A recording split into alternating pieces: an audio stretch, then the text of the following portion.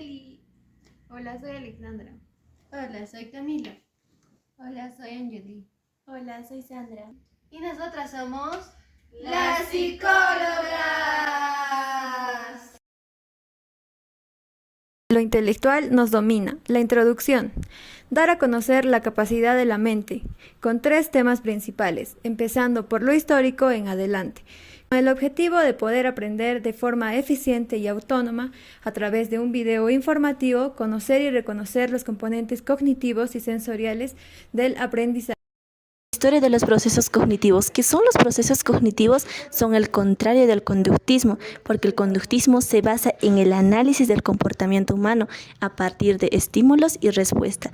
Estudia las conductas y comportamientos y no de los estados mentales, y es la diferencia porque cognitivismo, en cambio, es la ciencia que estudia el análisis de la conducta y procesos mentales, conocimiento, memoria, pensamiento, atención, lenguaje y razonamiento. El surgimiento de los procesos cognitivos en los años de 1960 y 50, como reacción al conductismo, tuvieron como la caja negra, como cuando querían estudiar la mente no podían porque no tenían un estudio científico. La psicología cognitiva es distinta de otras perspectivas psicológicas previas en 2 aspectos principales. El primero, acepta el uso del método científico y rechaza la introspección como método válido de investigación. El segundo, plantea la existencia de estados mentales internos como creencias, deseos, motivaciones, contrario de la psicología conductista. La filosofía antigua. Muchos filósofos antes tenían muchas teorías, y en este caso tenemos a Platón y Aristóteles. Platón propuso la teoría de que el conocimiento es innato, y Aristóteles desarrolló una teoría en la mente que el hombre se distingue por el pensamiento y que el hombre reconoce sus sentidos. Tenemos a Descartes en 1596. También dijo que el ser humano puede aprender del innato y puede tener su razón con el racionalismo. Tenemos a Luke en 1632. La mente es como una tabla rasa en el empirismo. Luego tenemos a Wundt y Titchener en 1832. Se centró en la estructura de la mente con el estructuralismo. En los inicios del siglo XX tenemos a James, Pavlov y Skinner con el funcionalismo y el conductismo, que rechazan los procesos mentales internos y se centran en los comportamientos observables. Luego tenemos a Ebbinghaus en 1850 con el aprendizaje, que es cuando se conectan 2 elementos en nuestro cerebro. Luego tenemos a Bandura en 1525 con el conductismo, aprendizaje por observación. Y más después tenemos a Miller, Brunner y Chomsky en 1950 con el cognitivismo. Se da la importancia a la información, a la memoria, el lenguaje, la comprensión de la mente y la cognición. Tenemos a neurociencia cognitiva, que fue a partir de la década de 1970 con el avance científico que permitió ver la actividad cerebral con la resonancia magnética. Luego tenemos al computacionalismo e inteligencia artificial, que influye significativamente en cómo comprendemos y cómo se modelan los procesos cognitivos. Procesos cognitivos. Son funciones mentales que nos permiten recibir información, recuperar y retener información, aprender a adaptarnos a nuestro entorno y resolver problemas, tanto en el exterior como interiormente. Todos esos procesos son importantes por su influencia en la conducta. Estas facultades mentales siempre acompañan al hombre según su época. Por ejemplo, el individualismo, que nos impide nuestro avance social, también nos pasamos al colectivismo, que promueve la independencia grupal. Los procesos cognitivos se dividen en 2 tipos, que son los básicos y los superiores. Entre los básicos, que son funciones indispensables, es más como la entrada previa a una información compleja. Entre ellas tenemos la sensación, que se produce a través de sistemas sensoriales. También la percepción, donde se interpreta y organiza la información. Se genera a través de una experiencia o motivación. La atención, que se filtra la información relevante. Sin la atención uno no puede controlar los procesos, porque es importante generarlo previamente. Existen tipos de atención. Una es la selectiva, que solamente nuestra atención se fija en un solo estímulo. La automática, que se da de manera automática y responde a estímulos internos tanto como externos. También la dividida, donde se presta atención a varias tareas.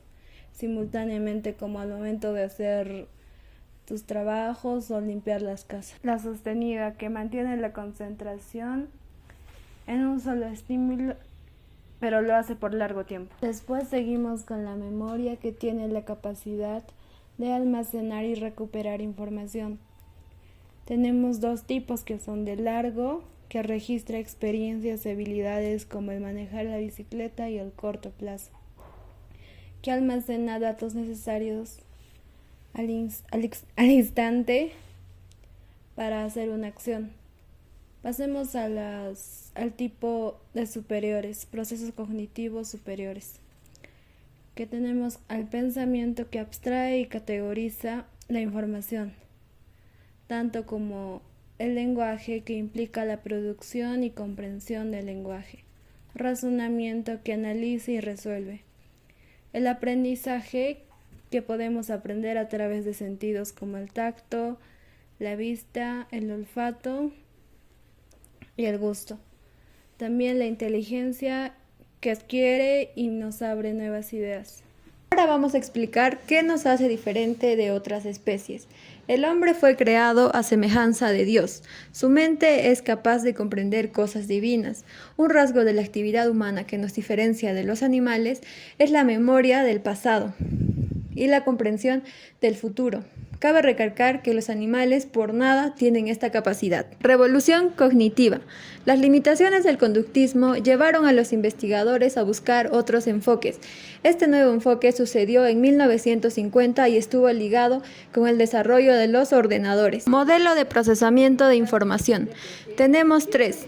El input, que es la entrada de información, el procesamiento, y el load, que es la salida de la respuesta. En el registro sensorial tenemos la atención, la cual se divide en dos: memoria a corto plazo y memoria a largo plazo. La memoria a corto plazo incluye la memoria inmediata. La memoria a largo plazo no tiene límite o capacidad, nunca se pierde, a menos que haya influencia del tiempo, ya que se puede llegar a olvidar. Los métodos del cognitivismo. Este método es el primer método que he encontrado sobre la observación. Este método es un método básico que fue descubierto por Jean Piaget y Paul Ekman, que está basado y expresado por la expresión facial. El segundo método está basado en la evaluación sistemática y abordaje correlacional. Esto está basado en los estímulos a una situación conformado por un plan del psicólogo. El tercer método que he observado es el experimental. Es el método más utilizado, que está basado en estímulos que la persona contribuye para el psicólogo. Cuarto método que estoy utilizando, que he averiguado, es la situación computacional de la teoría. Eso es como una conexión de mente y cuerpo. Eso se complementa de unos a los otros. Quinto que hemos averiguado es experimentos imaginarios, que está basado en el Gedankenexperiment, que está basado en el experimento realizado y conducido por el pensamiento. Que esto se ha basado en 3 tests. El primero es el test TURIP, que está basado en el pensamiento y en el pensamiento artificial. Y la pregunta es: ¿quién es el humano y quién es la computadora o el ordenador? El segundo es el enigma de la habitación china y la compresión real, que está basado también en el test TURIP, porque ellos dos se complementan, pero la habitación china está basado más en cómo ve su entorno y las expresiones generales, y el tercero es basado en las imágenes, que fue por trazos. Las imágenes todos vemos que son por trazos, y eso experimentos imaginarios ha puesto en práctica.